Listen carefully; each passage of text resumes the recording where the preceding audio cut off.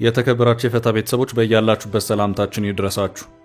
ከፈታ ዴሊ ለተሰኞ የምሽት መረጃ ወደ እናንተ ለማድረስ ተገኝተናል። መረጃውን በቅድሚያ በማስተዋወቅ እንጀምር። ኢትዮጵያ አዲስና እጅግ የዘመኑ ጀቶችን ልታስገባ መሆኑን የሚያመለክቱ መረጃዎች ወጥተዋል። እነዚህኑ የዘመኑ ጀቶችን በተመለከተ የሀገራት መከላከያ ላይ ትኩረታቸውን አድርገው የሚሰሩ ሚዲያዎችን ጨምሮ ኒውስዊክ እና ሌሎችም እየተቀባበሉ አሰራጭተውታል። ከኢራን ጋር በተያያዘም አንድ አነጋጋሪ ጉዳይም እየተሰማ ነው። ሙሉ መረጃውን ዘርዘር አድርገን ይዘነዋል። የህዝብ ተወካዮች ምክር ቤትና የፌዴሬሽን ምክር ቤት በጋራ ባካሄዱ ስብሰባ የዓመቱን ስራቸውን በዛሬው ዕለት በይፋ ጀምረዋል። ፕሬዝዳንት ታዬ አጽቀሥላሴ 40 ደቂቃ ገደማ የፈጀ ሲሆን ዘለግ ባለው ንግግር በበርካታ ጉዳዮች ላይ የመንግስታቸውን እቅድ አስቀምጠዋል።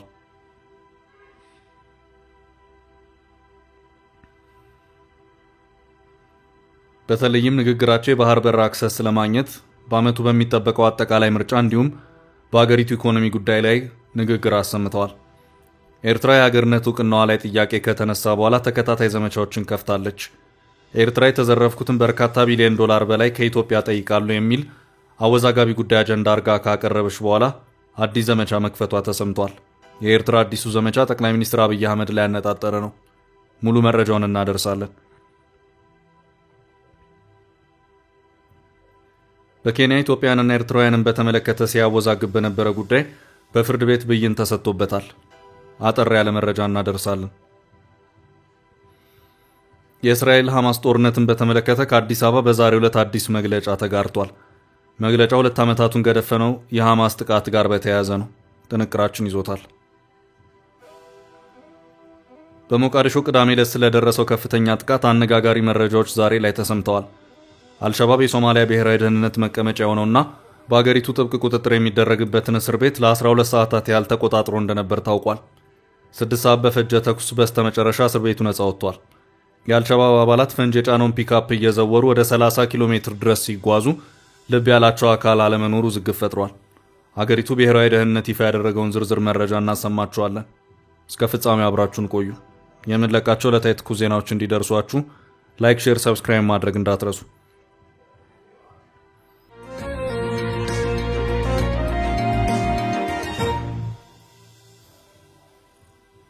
የኢትዮጵያ አዳዲስ ጀቶች። ኢትዮጵያ እጅግ የዘመኑ የጦር አውሮፕላኖችን ከሩሲያ ለመግዛት ውል የፈጸመች መሆኑን አንድ የወጣ መረጃ አመልክቷል። ጥብቅ ሚስጥራዊ መረጃ የተባለለት ነው። የመረጃው ምንጭ ዲፌንስ ብሎግ ሲሆን ይሄው መረጃ አፈትልኮ ወጣ የተባለ ነው። መረጃው አፈትልኮ ወጣ የተባለው ብላክ ሚረር በተባለ የመረጃ ነፍናፊና ሰርሳሪ ቡድን ነው።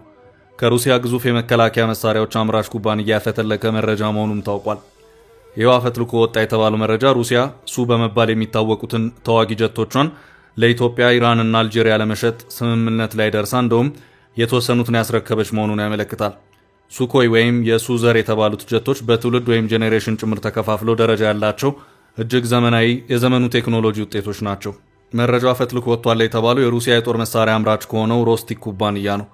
ይህንኑ የኦንላይን መረጃ ሰርሳሪውንና መንታፊውን የብላክ ሚረርን መረጃ ዋቢ ያደረገውና ዲፌንስ ብሎግ ያሰራጨው መረጃ ኒውስዊክ፣ ሚሊተሪዎች መጋዚን እና ሌሎችም ሚዲያዎች እየተቀባበሉት ይገኛሉ። መረጃው እነዚህኑ በዓለማችን የአየር ኃይል ቴክኖሎጂዎች ውስጥ እጅግ ከዘመኑ ተርታ ውስጥ የሚመደቡትን የሩሲያ ሱዝር ያላቸውን ተዋጊ ጀቶች ኢትዮጵያ፣ አልጄሪያ እና ኢራን ከሩሲያ ለመግዛት ስምምነት የፈረሙ መሆኑን አመልክቶ የጀቶቹን አይነቶችም ዘርዝሯል። እንደ መረጃው ከሆነ አልጄሪያ ከስምምነት ባለፈ ጀቶቹን ተረክባለች። ኢራን ብዛታቸው 48 የሆኑ የሱ-35 የጦር አውሮፕላኖችን ከሩሲያ ለመግዛት ያዘዘች መሆኑን፣ እንደዚሁም አልጄሪያ 12 ሱ-57 ጀቶችን ከሩሲያ እንደገዛችና ኢትዮጵያ በአንጻሩ ቁጥራቸው 6 የሆኑ የሱ-35 ጀቶችን ከሩሲያ ለመግዛት የተፈራረመች መሆኑን ይሄው መረጃ ያመለክታል። በስምምነቱ መሰረት በኢትዮጵያ እጅ ይገባል የተባለው ሱኮይ 35 ወይም ሱ-35 ተዋጊ ጀት ሱፐር ፍላንከር የሚል ቅጽል ስም ያለው ነው። ነጠላ መቀመጫ ያለውና ባለ 2 ሞተር ወይም ትዊን ኢንጂን እንደሆነ መረጃዎች ያመለክታሉ። በጠላት ኢላማ ላይም በጥልቀት በመግባት ከባድ ጉዳትን የማድረስ አቅም አለውም ተብሏል። ሱ-35 የውጊያ አውሮፕላኖች ኤር ሱፒሪዮሪቲ ኤንድ ፕሪሲዥን ስትራይክስ የሚባለውን በአየር ኃይል ውጊያዎች ውስጥ በቀላሉ የአየር የበላይነትን ለመያዝና ኢላማውን የጠበቀ ጥቃትን ለማድረስ የሚያገለግሉ ናቸውም ተብሏል።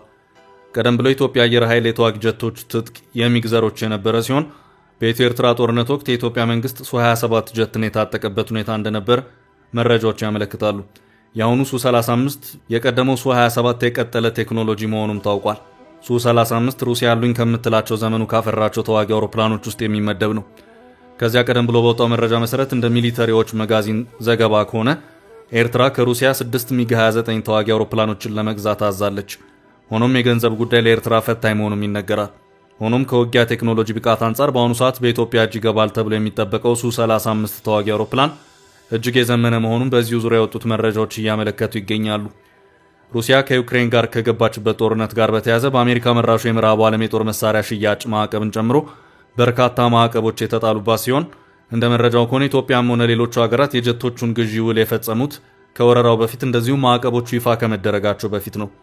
የምዕራባውያኑ ሚዲያዎች የአልጄሪያና የኢትዮጵያ የተዋጊ ጀቶች ግዢና የግዢ ስምምነቶች ብዙም ያስደነቋቸው ነው ባይታዩም በኢራን የእነዚሁ ጀቶች ግዢዎች ስምምነት ዙሪያ ላይ ግን ጠበቅ አድርገው ይዘዋል።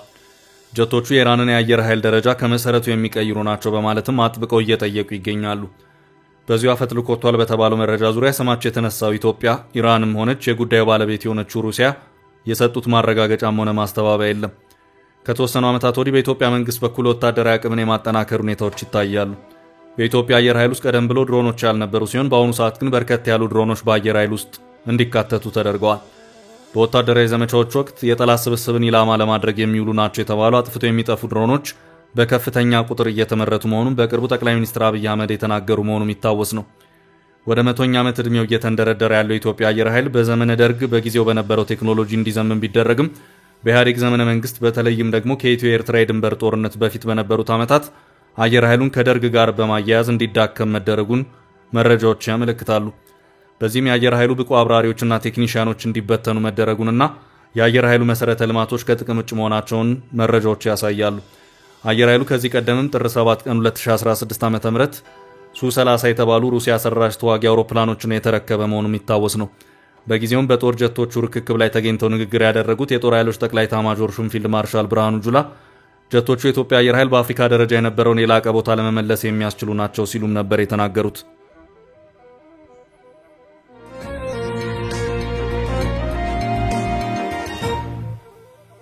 በቀጣይ ርዕሳችን ከፕሬዝዳንቱ ንግግር የተሰማው የባህር በር የማግኘት ጉዳይ ዋነኛ ሀገራዊ አጀንዳውን ይቀጥላል። የህዝብ ተወካዮች ምክር ቤትና የፌዴሬሽን ምክር ቤት በጋራ ባካሄዱ ስብሰባ የዓመቱ ስራቸውን በዛሬው ዕለት በይፋ ጀምረዋል። የሥራ ዘመናቸው በዓመቱ የሚጠናቀቀው የሁለቱም ምክር ቤት አባላት በተገኙበት የሀገሪቱ ፕሬዝዳንት የመንግስትን እቅድና አጠቃላይ አቅጣጫ የሚያብራራ ንግግር አድርገዋል።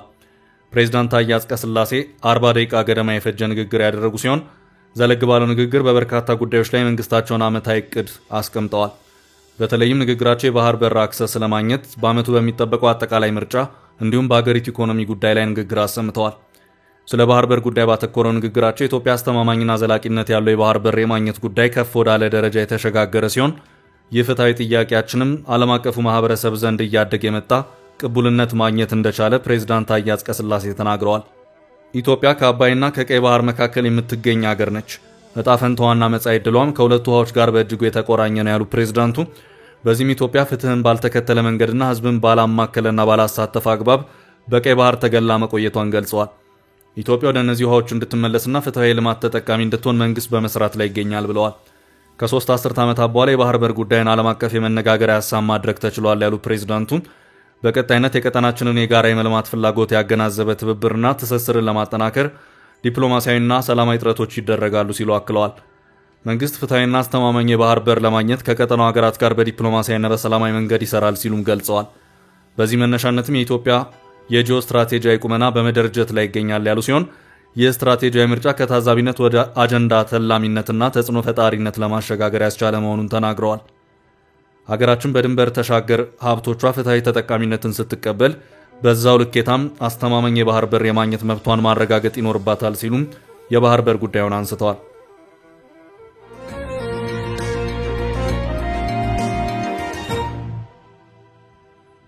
በቀጣይ ርዕሳችን የኤርትራ ጠቅላዩ ላይ ያነጣጠረው አዲስ ዘመቻ። ኤርትራ የሀገርነት ዕውቅናዋ ላይ ጥያቄ ከተነሳ በኋላ ተከታታይ ዘመቻዎችን ከፍታለች። ኤርትራ የተዘረፍኩትን ከ50 ቢሊዮን ዶላር በላይ ከኢትዮጵያ ጠይቃለሁ የሚል አወዛጋቢ ጉዳይ አጀንዳ አድርጋ ካቀረበች በኋላ አዲስ ዘመቻ መክፈቷ ተሰምቷል።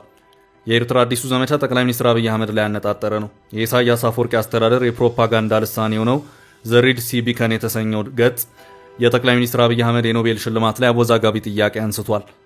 ዘ ሬድ ሲ ቢከን የተሰኘው የድረገጽ ከቀናት በፊት ኤርትራ በርካታ ቢሊዮን ዶላር በላይ ተዘርፌያለሁ በሚል አነጋጋሪውን መልእክቷን ያስተጋባችበት ልሳን መሆኑ ይታወቃል። የኤርትራ ይፋዊ ማስታወቂያ ሚኒስትር ከቀናት በፊት የዚህን ድረገጽ መረጃ እያይዞ ባጋራው መልእክቱ ኢትዮጵያ እንደተባለ የሀገርነት ጥያቄ የምታነሳ ከሆነ እኛም ከ1952 እስከ 1993 እንደ አውሮፓውያን አቆጣጠር ኢትዮጵያ ለወሰደችብን ሀብትና ንብረት በቢሊዮን ዶላር የሚቆጠር ካሳ እንጠይቃለን ሲል ማሳሰቡ ይታወሳል።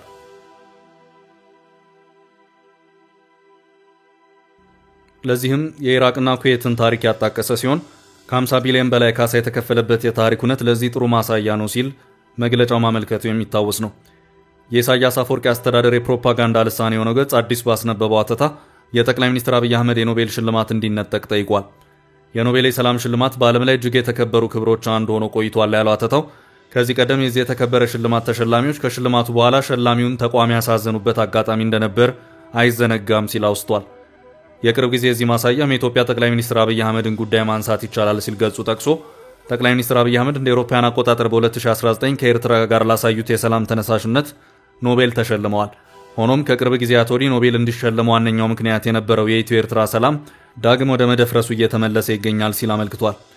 የሰላም ጅማሮ ደብዝዞ የአፍሪካ ቀንድን ወደ ጦርነት ውድመትና አለመተማመን እየተንደረደረ ይገኛል ሲል ሬድ ሲ ቢከን በዚሁ አተታው አብራርቷል። ጠቅላይ ሚኒስትር አብይ አህመድ የኖቤል ሽልማት የተቀዳጁበትን ከፍተኛ ግቦች ማሳካት አልቻሉም ሲል የተቸው ይኸው ትንታኔ ከኤርትራ የተሳሰረ የሰላም ቃል ኪዳን አሁን ላይ ፈርሷል ሲል ወቀሳውን አቅርቧል። ሀተታው በተለያዩ ጊዜያት የኖቤል ሽልማትን የተሸለሙና ኋላም ጥያቄ ያስነሱ ጉዳዮችን በሀተታው አያይዟል። የቀድሞ አሜሪካው ፕሬዝዳንት ባራክ ሁሴን ኦባማ በመጀመሪያ ስልጣን ዘመናቸው የመጀመሪያዎቹ ወራት ብዙም ስራ ሳይሰሩ ሽልማቱን መቀዳጀታቸው አንዱ ተጠቃሽ አጋጣሚ ነው ሲል አትቷል። ኦባማ ለዚህ ሽልማት የበቁት ከኒኩሌር የጸዳች ሰላማዊ ዓለምን እንፈጥራለን ሲሉ በተደጋጋሚ ባሰሙት መልእክታቸው እንደሆነ ያስታወሰው ትንታኔው ሆኖም ከጊዜያት በኋላ በአየር ኃይል የታገዘ ከባድ ወታደራዊ ዘመቻ ማስጀመራቸውና ከቃላቸው ውጭ መገኘታቸው ሽልማቱ እንደማይገባቸው ያሳየ ሆኗል ሲል አመልክቷል። የቀድሞ የአሜሪካው ፕሬዝዳንት ባራክ ሁሴን ኦባማ በገዛ አንደበታቸው የኖቤል ሽልማቱ አይገባኝም ነበር ሲሉ ተናግረው እንደነበርም ዘገባው በአብነት ጠቅሷል። አሁን ላይ ጠቅላይ ሚኒስትር አብይ አህመድ እንዲሸለሙ ምክንያት የሆነው የኢትዮ ኤርትራ ሰላም መደፍረሱ ሽልማቱን የኖቤል አዘጋጅ ኮሚቴ እንዲመለከተው ሲል ሀተታው አሳስቧል። ይህ የኤርትራ ክስ የተሰማው በዚሁ ሳምንት የ2025 የሰላም ኖቤል ሽልማት ክብር ተሸላሚ ይፋ ሊደረግ ቀነ ገደብ በተያዘበት ነው።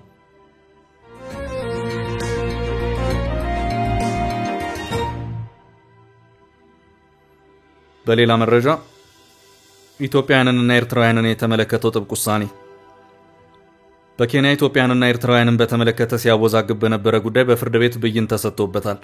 የኬንያ መንግስት በኢትዮጵያውያንና ኤርትራውያን ጥገኝነት ጠያቂዎች ላይ ያወጣው ህግ በፍርድ ቤት መታገዱ ተሰምቷል።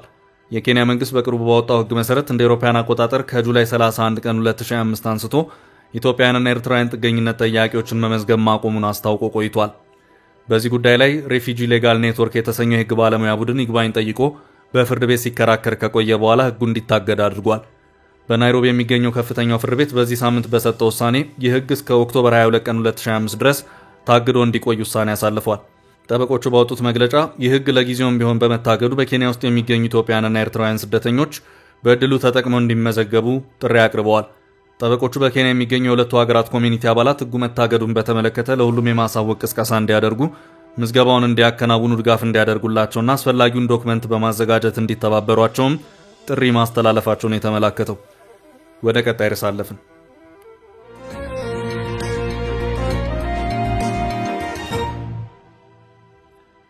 በእስራኤል ሐማስ ጦርነት ከአዲስ አበባ የተሰማው የእስራኤል ሐማስ ጦርነትን በተመለከተ ከአዲስ አበባ በዛሬው ዕለት አዲስ መግለጫ ተጋርቷል። መግለጫው 2 ዓመታቱን ከደፈነው ከእስራኤሉ ጥቃት ጋር በተያያዘ ነው። ካፒታል ጋዜጣ በኢትዮጵያ የእስራኤል ኤምባሲ አምባሳደር አብርሃም ንጉሴ ጋር ቆይታ አድርጓል። ጋዜጣው በመክፈቻ አተታው ከ2 ሳምንታት በፊት ያስነበበው ዘገባ ላይ አምባሳደሩን ምልከታ አንጸባርቋል።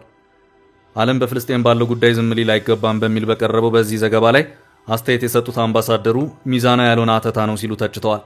እስራኤልን ለፍልስጤማውያን ወቅታዊ ሁኔታ ተጠያቂ ያደረገና የሐማስን ጥፋት በዝምታ ያለፈ ነው ሲሉ አምባሳደሩ አመልክተዋል።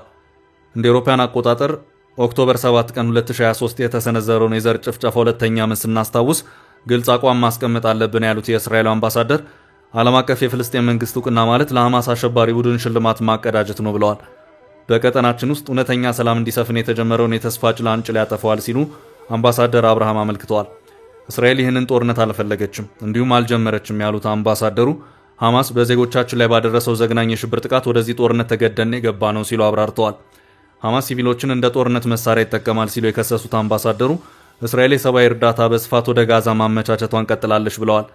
አምባሳደር አብርሃም ንጉሴ ሁሉም የእስራኤል ጎረቤቶች የአይሁድ መንግስት በትውልድ ሀገሩ የመኖርን ዘላቂነትና ህጋዊነት ሲገነዘቡ እውነተኛ ፍትሃዊ ሰላም ይሰፍናል ብለዋል።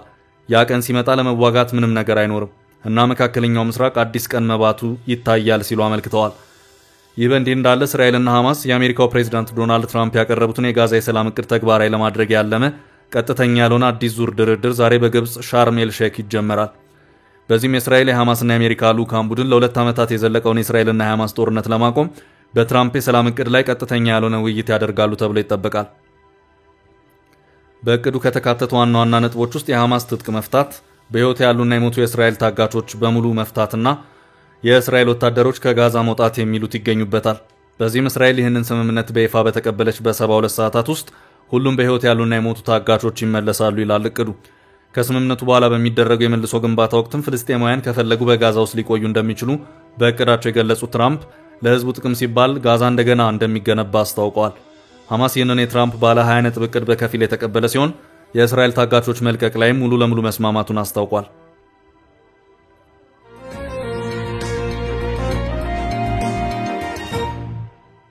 በቀጣይ ርዕሳችን 6 ሰዓታት የፈጀው ተኩስ፣ አልሸባብ የሞቃዲሾን የደህንነት አጥር ያሞኘበት ብልሃት። 30 ኪሎ ሜትር አቋርጦ የመጣ ኃይል ለ12 ሰዓታት የሀገሪቱን ዋነኛ እስር ቤት ተቆጣጥሯል። በሞቃዲሾ ቅዳሜ ዕለት ስለደረሰው ከፍተኛ ጥቃት ተጨማሪና አነጋጋሪ መረጃዎች ዛሬ ላይ ተሰምተዋል። ቡድኑ የሶማሊያ ብሔራዊ ደህንነት መቀመጫ የሆነውና በአገሪቱ ጥብቅ ቁጥጥር የሚደረግበትን እስር ቤት ለ12 ሰዓታት ያህል ተቆጣጥሮ እንደነበር ታውቋል። ብሔራዊ ደህንነቱ የቪዲዮ ማስረጃ ጨምሮ ስለ ጥቃቱ ዝርዝር ጉዳዮች መረጃ ይፋ አድርጓል። ደህንነቱ ለ6 ሰዓታት ያህል እስር ቤቱን ለመቆጣጠር ከገባ በኋላ ከፍተኛ ፍልሚያ ያደረገ ሲሆን በስተመጨረሻ የቡድኑን ታጣቂዎች መግደሉን አስታውቋል።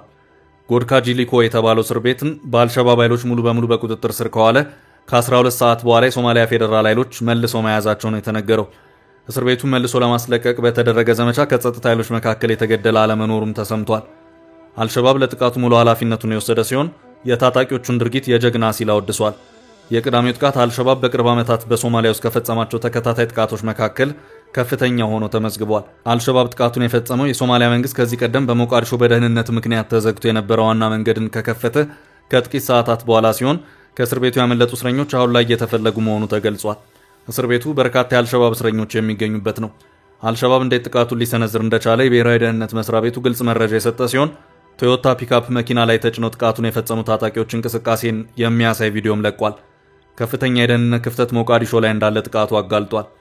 የብሔራዊ ደህንነቱን መለዮና አርማ የተቀባው ፈንጅ የጫነው መኪና ከሞቃዲሾ ውጪ 30 ኪሎ ሜትሮችን ተኩሶ በእስር ቤቱ ላይ ጥቃት ማድረሱ ታውቋል። የደህንነቱ ቀለም የተጠቀመ መኪናና የወታደራዊ ልብስ የለበሱ የአልሸባብ ቡድኖች 30 ኪሎ ሜትር ውስጥ ባሉ ብዙ ኬላዎችን አንድም ያስቆማቸው አካል እንደሌለ ታውቋል። ይባስ ብሎ አልሸባብ ጥቃቱን ከመፈጸሙ በፊት አባላቱ በፒካፑ ላይ ሆነው በርካታ ጊዜ ለሙከራ ሲገቡና ሲወጡ እንደነበር ታውቋል።